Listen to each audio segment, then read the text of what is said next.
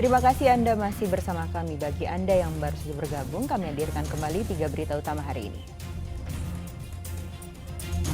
Cegah golput, panitia pemilu di Pangandaran keliling kampung dengan pikap ajak masyarakat mencoblos hari ini.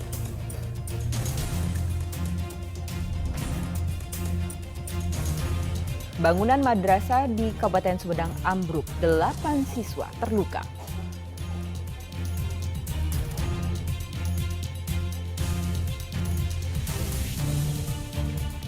Tiga pelajar yang terlibat duel ala gladiator ditangkap polisi di Sukabumi. Aksi para pelajar ini sebelumnya menewaskan seorang pelajar.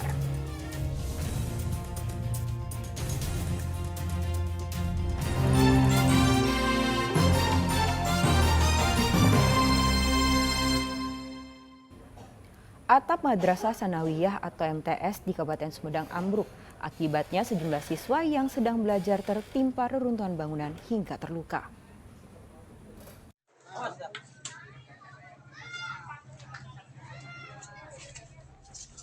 Beginilah kondisi bangunan MTS Al-Munawaroh di Desa Ciherang, Kecamatan Sumedang Selatan, Sumedang setelah atapnya ambruk. Insiden yang terjadi secara tiba-tiba menimpa siswa dan guru madrasah yang saat itu sedang belajar mengajar di ruang kelas. Padahal sebelumnya tidak ada tanda-tanda atap bangunan akan roboh. Madrasah Al-Munawaroh sebelumnya akan dijadikan lokasi tempat pemungutan suara. Namun karena roboh, lokasi TPS pun terpaksa dipindahkan. Lokasi sekolah ini tadinya juga akan dijadikan TPS, salah satu TPS di Desa Ciherang.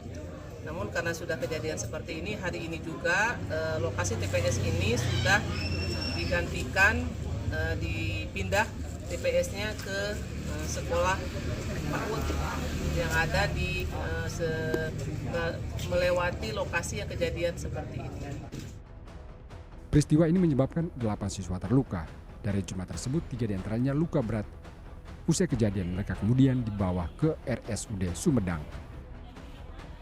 Luka parah itu, luka berat itu 3 anak siswa, kemudian 5 yang luka ringan, dan beberapa yang dibawa ke puskesmas, itu ada 5 orang namun sudah dipulangkan kembali. Saat ini polisi masih menyelidiki penyebab ambruknya bangunan sekolah. Agun Gunawan melaporkan dari Sumedang. Kecelakaan maut terjadi di Jalan Raya Cibatu Cisaat, Kabupaten Sukabumi. Seorang pengendara sepeda motor tewas setelah kepalanya terlindas oleh truk pengangkut semen.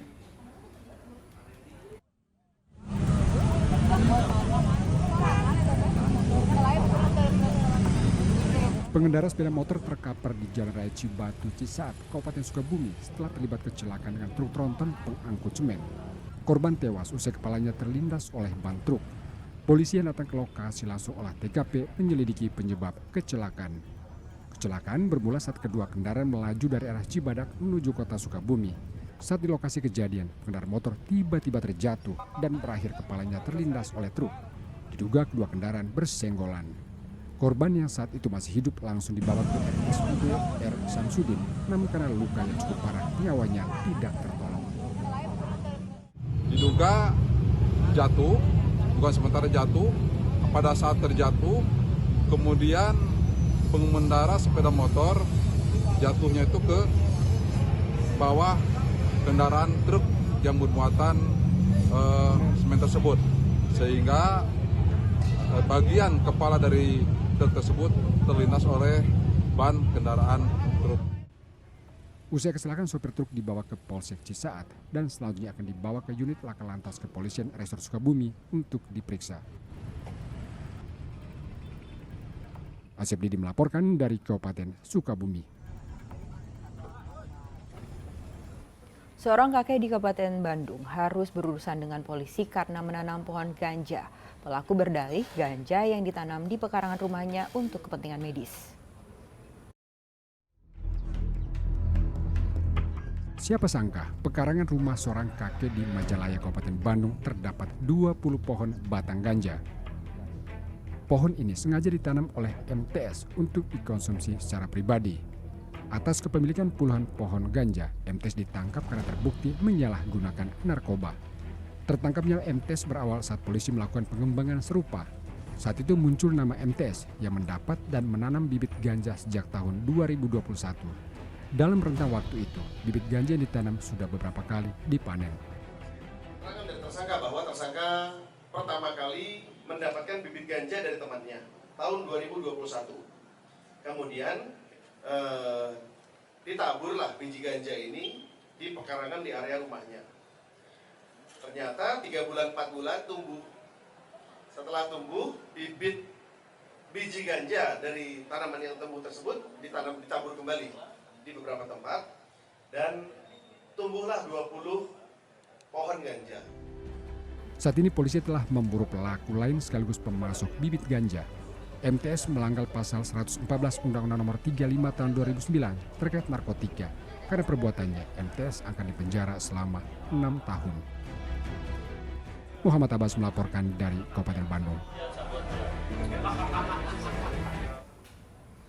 Polisi meringkus 3 pelajar yang terlibat duel ala gladiator dan menyebabkan 1 korban meninggal dunia.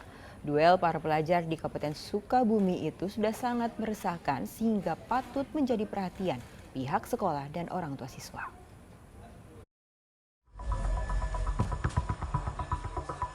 Kurang dari 24 jam, Satuan Reskrim Kepolisian Resor Sukabumi Kota meringkus 3 pelajar SMP yang terlibat dalam duel ala gladiator. Mereka ditangkap di sejumlah lokasi berbeda di markas tempat mereka nongkrong dan di rumah. Duel pelajar telah menelan 1 korban jiwa. Ketiga pelajar telah ditetapkan sebagai anak yang berhadapan dengan hukum. Mereka masih di bawah umur, sedangkan 1 orang lain yang diduga menjadi dalang masih diburu. Ketiga pelajar adalah siswa SMPN di Kecamatan Gunung Guru. Mereka terlibat duel dengan kedok taburan. Polisi awalnya menangkap 9 orang, namun 6 orang hanya dikenakan wajib lapor. Perkelahian diduga karena perselisihan antar sekolah yang melibatkan anak-anak yang sudah drop out dari sekolah. Tidak mencapai 24 jam kita sudah melakukan penangkapan terhadap para pelaku. Ditangkapnya di mana? Ditangkap di temannya di tempat persembunyian mereka di base camp ditangkapnya. Dan 1 orang ditangkap di rumahnya ketika sepulang dari base camp. Beberapa anak sekolah ini sudah di DO dari sekolahnya, kemudian masuklah ada yang ke Al-Falah, ada ke SMP 1, SMP 2. Nah, disinilah embrionya. Jadi mereka ketika didengar alumni SMP 1 mengumpulkan teman-temannya yang sudah sekolah di luar yang sudah kena DO itu. Duel antara pelajar SMPN 1 Gunung Guru dengan siswa SMPN 2 Gunung Guru terjadi setelah mereka bersepakat melalui media sosial. Mereka kemudian bertemu di jalan raya dekat dengan permukiman warga. Pada peristiwa beberapa hari lalu, pelaku menyerang korban secara brutal dengan celurit sehingga korban akhirnya tewas. Polisi imbau pihak sekolah dan orang tua memberikan perhatian lebih pada kasus ini agar tidak jatuh korban lagi. Asif Lidi melaporkan dari kota Sukabumi.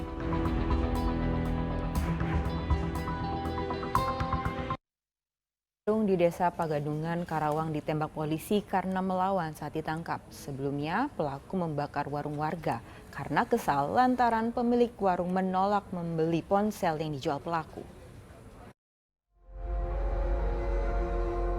Pelaku pembakaran warung bernama Okta alias Oki akhirnya ditangkap polisi karena membakar warung kelontong di Desa Pagadungan, Kecamatan Tempuran, Karawang. Polisi menembak pelaku karena melawan saat ditangkap di rumah temannya. Dari keterangan pelaku, pembakaran terjadi saat pelaku dalam kondisi mabuk. Saat itu pelaku hendak menjual ponsel kepada pemilik warung, namun ditolak. Dengan maksud untuk menjual handphonenya dengan seharga Rp300.000. Namun demikian, karena pemilik atau penjaga warung kelontong tersebut tidak memiliki uang, akhirnya menolak pelaku tersebut, laki-laki tersebut. Pelaku dijerat dengan pasal 187, di mana barang siapa yang sengaja membakar warung dengan terjadinya kebakaran dengan ancaman 12 tahun penjara. Polisi menyita barang bukti dari lokasi kejadian berupa botol bensin dan korek api. Samsun Nursa melaporkan dari Karawang.